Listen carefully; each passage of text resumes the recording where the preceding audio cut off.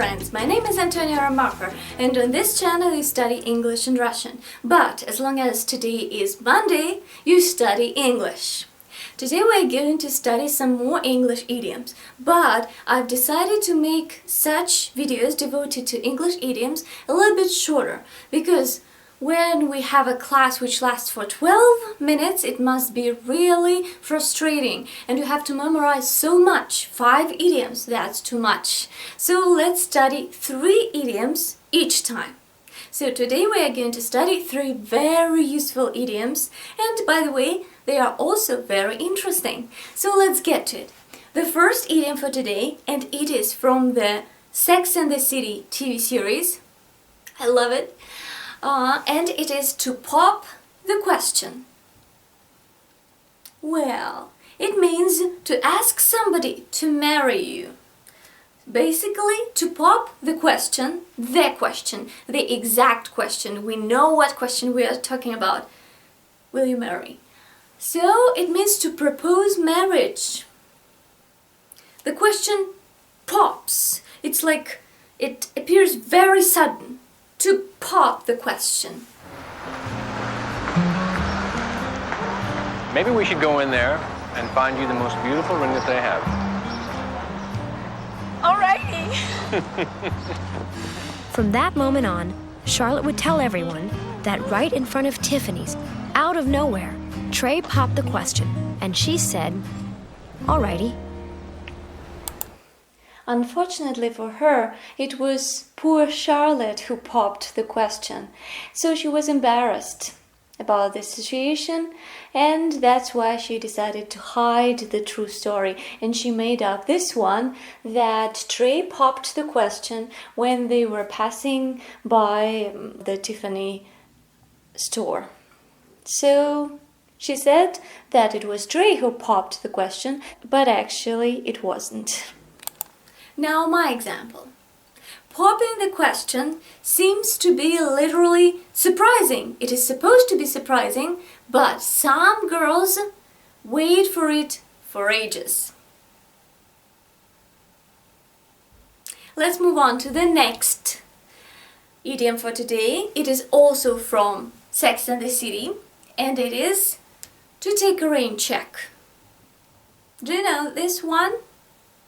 To take the rain check means to accept the postponement of some kind of an event or an agreement.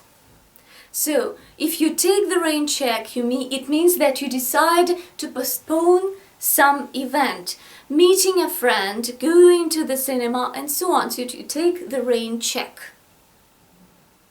The idiom itself is connected with sports.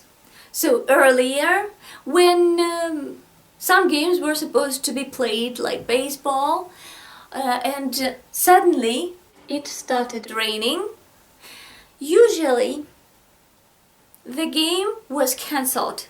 So they took the rain check literally. But now it is not always connected with rain, and mostly it's connected with a person being busy or lazy or anything. Let's take a look at an example. On Tuesday, he called with some bad news. My mother's not feeling very well. Oh gosh, I'm sorry. Can we take a rain check? Of course. Tell your mum I hope she feels better. Now my example. Let's imagine that there's a woman and she makes a call. So she says, "I'm sorry, I swamped, I can't make it," said a woman with cucumbers on her face. Let's take a rain check. So she didn't want to meet, she was relaxing, she was not actually that busy, and she needed just some time for herself. Let's continue, move on to the last idiom for today, which is to be up to one's ears. Let's imagine that I'm up to my ears in books. I have to read all of these books. I'm just drowning. I have so many books around me and I need to read them all. So, if you are up to your ears, it means that you have too much of something. And very often, in this case, we talk about work.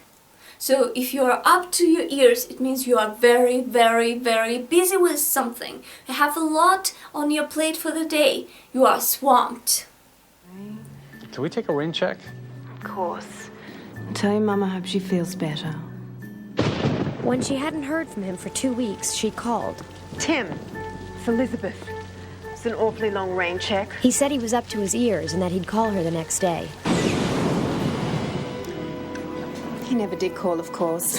Bastard. She told me one day... For example, we can say that that woman was up to her ears in cucumbers. There were too many cucumbers on her. But anyway, that woman could also say, I'm sorry, I'm up to my ears. Too much work for just one day. She's lying. But still she could say that. But she was busy. She was up to her ears in work. So you can say that. But don't lie to your friends. Okay, so that's it. So now let's very quickly repeat all 3 idioms and try to remember the meaning each time. To pop the question. To take a rain check. To be up to one's ears. Okay, that's it for today. I hope that you enjoyed this video and studied far more idioms for today and enlarged your vocabulary. Now you're going to understand native speakers easier and you're going to sound more like a native speaker yourself. So, hope to see you soon.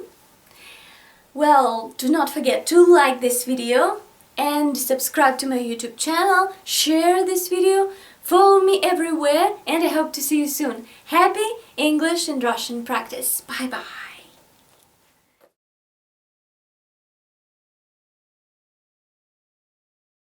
I have a notebook here because I sometimes forget the examples or the exact explanations of the phrase which I very thoroughly picked up.